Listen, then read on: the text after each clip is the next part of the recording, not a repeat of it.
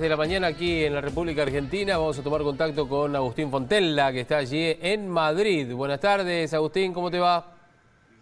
¿Qué tal, Javier? Buenas tardes desde acá, buenos días por ahí, saludos.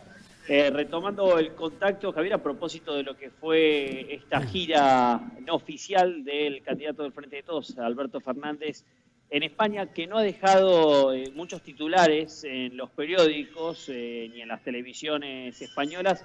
Yo creería, Javier, porque había una decisión desde el propio gobierno en funciones de España de no darle demasiada prensa al encuentro que había sostenido Alberto Fernández con Pedro Sánchez, pero sí que ganó algunos titulares, te diría un poco en clave de ya campaña electoral, como si estuviese asegurado que va a haber elecciones en España, porque los partidos de centro y centro derecha, el Partido Popular y Ciudadanos, denunciaron que Podemos había ocultado el acto de Alberto Fernández en el Congreso de los Diputados españoles, que para muchos, por el clima que se vivió y por la gente que estaba allí y luego por el discurso de Fernández, se trató más de una suerte de acto partidario que de una conferencia, como había sucedido, por ejemplo, en la Universidad Camilo José Cela el martes. Es decir que, Agustín, hubo un malestar desde la oposición por este encuentro programado en el lugar, por el lugar, ¿no es cierto? Esto no es por el Palacio de la Moncloa, sino por el Congreso de los Diputados. Efectivamente, sí, las fuerzas de centro derecha, Ciudadanos y el Partido Popular, que lógicamente están en pugna política y electoral con Podemos, dijeron que se había ocultado cuál iba a ser el contenido de esa charla, e incluso que se había ocultado quién era la persona, ¿no? Diciendo, bueno, han ocupado la sala constitucional del Congreso, que no debería ser utilizada para una especie de mitin político.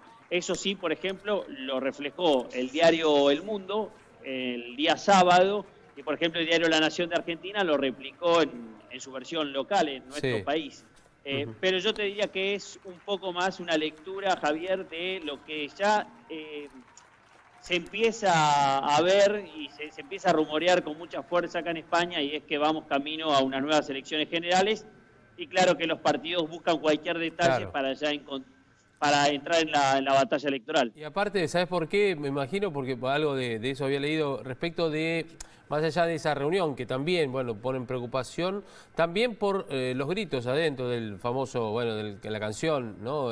Kirchnerista, que se ha transformado casi como un himno de batalla, el de Vamos a volver, ¿no es cierto? A ver, vamos a recrear ese momento para situarnos en esa jornada y lo que pasaba dentro del Congreso de los Diputados. A ver qué pasaba, ¿lo recordamos?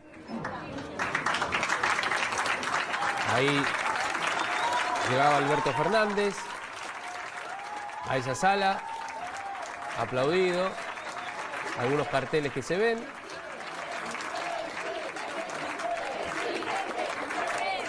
Le gritaban presidente.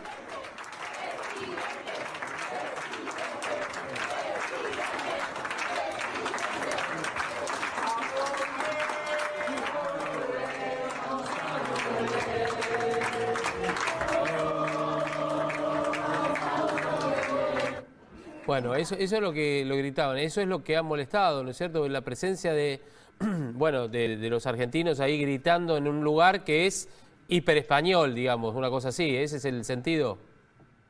Sí, ellos, bueno, desde la oposición decían que es una sala honorífica, la sala constitucional del Congreso de los Diputados, y que no debería haber sucedido un mitin político, ni se deberían haber escuchado ese tipo de cánticos, ¿no? Que también creo que lo que dice la oposición es que no se imaginaban que iba a ir de ese tipo, con ese clima, el acto, y las principales espadas políticas del Partido Popular y de Ciudadanos hicieron un reclamo allí en el Congreso de los Diputados. Claro. Bueno, no conocen a los argentinos, ahora los conocen un poco más, todavía en España, ¿no es cierto? La nueva generación política argentina también, ¿no? Digo, en todo, de todos los, de todo el abanico político, no solamente en tema del Frente de Todos, el argentino es así, se muestra de esa manera. Sí, es sugestivo, Javier, que, por ejemplo, la presidenta del Congreso de los Diputados, que es Meritxell Batet, que es del Partido Socialista Obrero Español, no se encontró justo en ese momento para recibirlo a Alberto Fernández. En su defecto lo recibió Gloria Liso, que es la vicepresidenta del Congreso de los Diputados y que pertenece a Podemos, que es este partido de izquierda que tiene cercanías con el kirchnerismo. Era sugestivo por lo menos que no estuviese esta personalidad, porque en todo caso los partidos de la oposición le hubiesen caído también al partido del gobierno. En este caso fueron únicamente por Podemos. Pero es cierto que al margen también de los cánticos, había mucho de clima argentino, muy por fuera del protocolo, ¿no? Exactamente. Bueno, ¿qué más, Agustín? Además de la visita de Alberto Fernández allí, que ahora ya está de regreso aquí en Buenos Aires. Bueno, Javier, que están empezando a bajar las temperaturas, está yendo de a poquito el verano. Este fin de semana en Francia daban por alguna manera cerrada la ola de calor en Francia. Sabés que se alcanzaron temperaturas récord de 46 grados, que no se habían registrado nunca en algunas zonas de Francia. Y este año se vivía una ola de calor tal como se había vivido la última del 2003. En el 2003 se habían registrado 15.000 muertes y este año 1.435, por lo tanto las autoridades francesas estaban, no te digo celebrando, pero satisfechas con el trabajo que se había hecho, logrando reducir notablemente el número de muertes a partir de una campaña muy importante de prevención y de generar también, por ejemplo, algunas salas de refrigeramiento, así es el nombre que tienen, que habían colocado en la ciudad para que la gente pudiese hidratarse y también tomarse una pausa, ¿no?, de esa ola de calor. Claro. Y a propósito, Javier, de esa pausa en la ola de calor, esto te diría más en clave humorística, pero no sé hasta cuánto, porque puede ser que termine siendo parte de la legislación. En Alemania los sindicatos pidieron a las empresas y autoridades empezar a discutir la posibilidad de 1 hora de siesta los días de semana para enfrentar, para enfrentar la ola de calor. Y el argumento es muy interesante porque dicen, así lo hacen en España. No lo digamos muy fuerte, porque te digo, acá en el tema de reclamos, ¿viste? No vendría mal, yo no podría dormir una siesta y después seguir trabajando en el mismo lugar, ¿no es cierto? Pero ¿cómo es eso en Alemania? A ver, mirá por los alemanes, los que están preocupados los alemanes, Dios mío, vamos. Los alemanes, ahí los sindicatos alemanes planteando la posibilidad de tomarse un respiro de 1 hora, de planteárselo a las empresas, a las autoridades. De hecho, se estaba hablando de pedirle a la Comisión Europea, el órgano ejecutivo más importante de la Unión Europea, que investigara si se afectaría a la productividad estableciendo esta hora de descanso, ¿no? Algunos hablaban incluso de la posibilidad de colocar algunas piscinas en las empresas, de unas piletas, ¿no?, que uno pueda darse un chapuzón ahí para interrumpir la ola de calor.